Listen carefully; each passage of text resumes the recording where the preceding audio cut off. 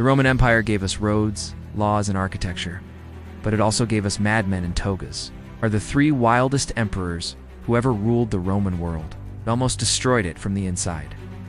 1. Caligula, the emperor who made his horse a senator. Caligula started off well, young, charismatic, and beloved. But then, something snapped. He declared himself a god, built temples in his honor, and demanded people worship him or die. One day he ordered the construction of a floating bridge, over 2 miles long, just so he could ride across it on horseback, dressed as Apollo. But his most insane act? He made his favorite horse Incitus, a senator. The horse had a marble stable, a golden collar, and servants.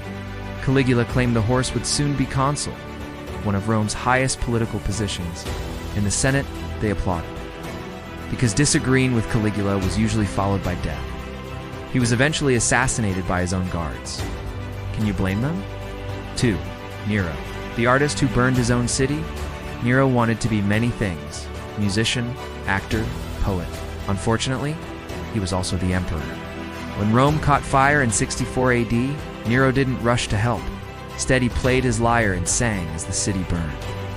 Some say he started the fire himself to make room for a new palace, which he immediately began building after the ashes cooled.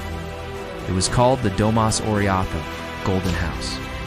It had rotating dining rooms and a 100-foot-tall statue of Nero.